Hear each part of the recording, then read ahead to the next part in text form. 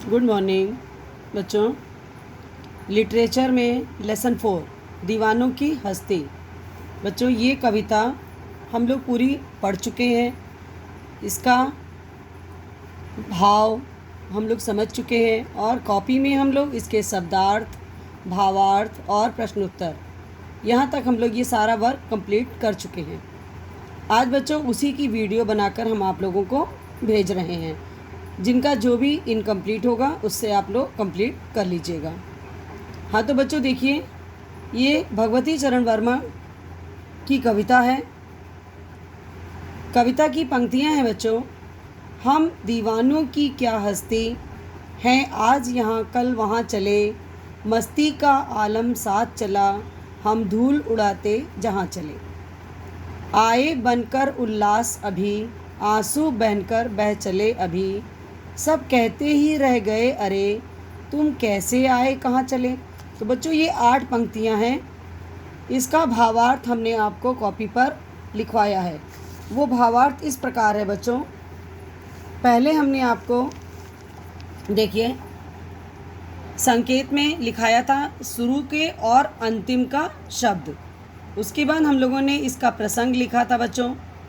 इन पंक्तियों में कवि ने मौज मस्ती की दुनिया में खोए रहने वाले लोगों के कार्य व्यवहार का वर्णन किया है।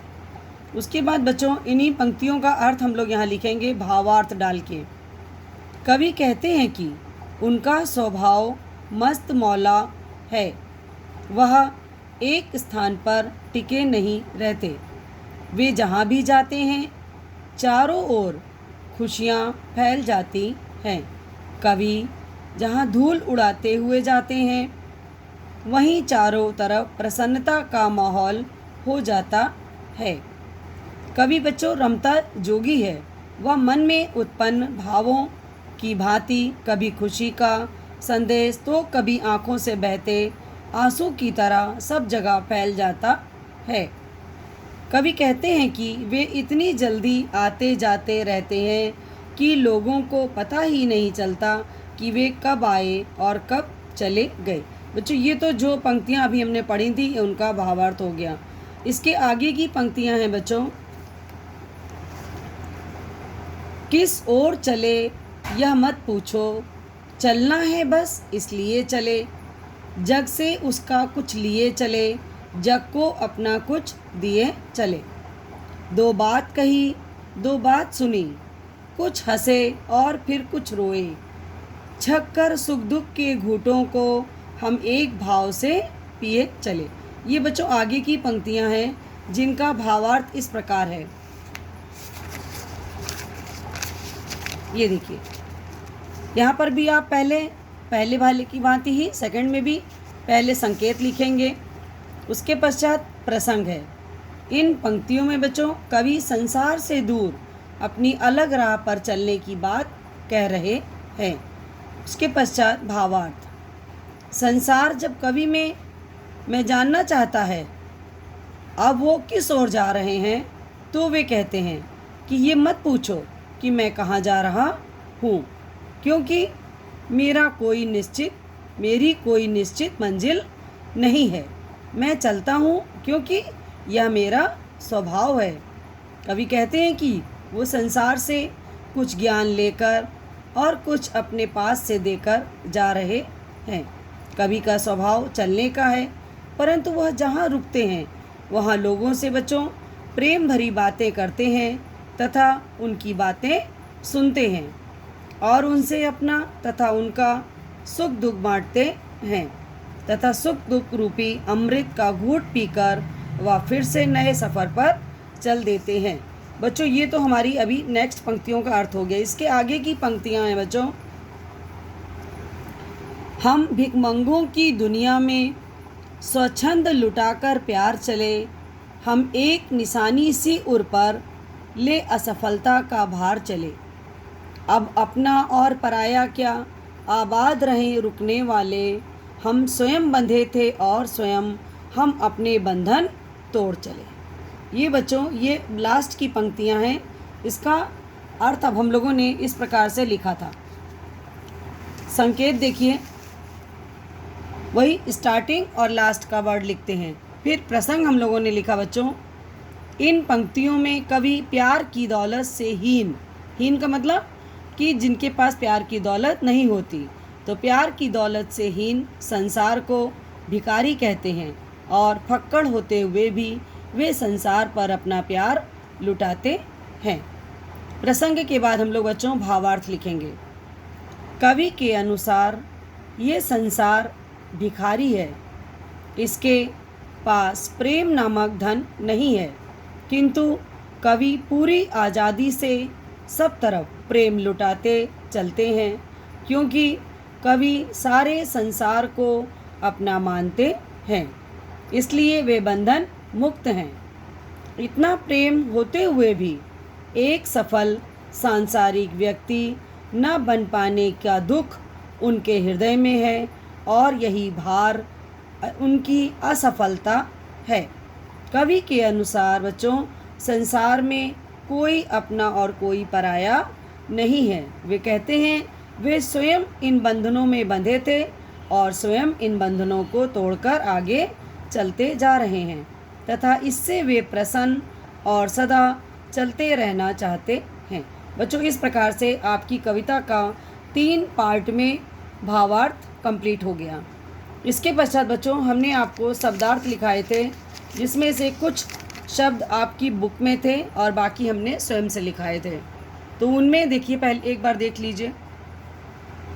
हस्ती, अस्तित्व, आलम, दुनिया, माहौल, स्वच्छंद, अपनी इच्छा के अनुसार चलने वाला, मस्ती, खुशियाँ, उल्लास, प्रसन्नता, छक्कर, जी भरकर, उर मैंने बच्चों हृदय, पराया, दूसरों का। तो ये बच्चों ये हमारे शब्दार्थ थे, ये जिनके इनकम्प्लीट होंगे कंप्लीट कर लीजिएगा। अब नेक्स्ट देखिए, इसके बाद हमने आपको कराया था प्रश्न उत्तर।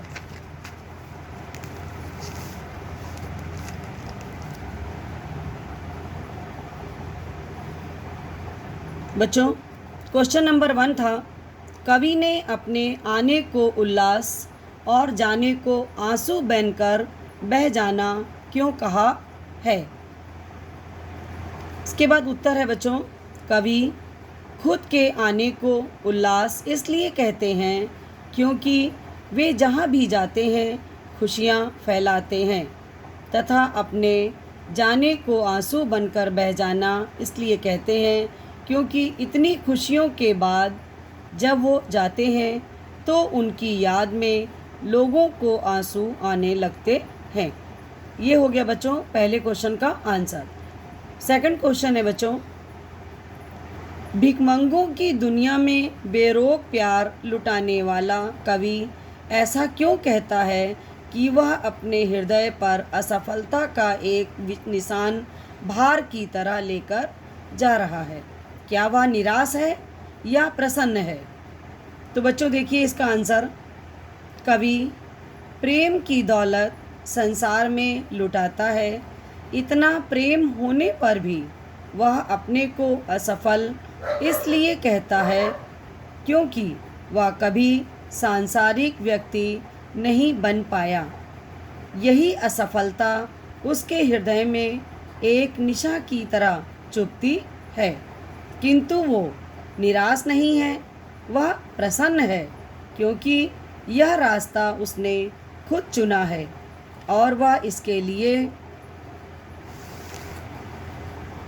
किसी को दोषी भी नहीं ठहराता है। बच्चों ये हो गया क्वेश्चन नंबर 2 का आंसर कंप्लीट।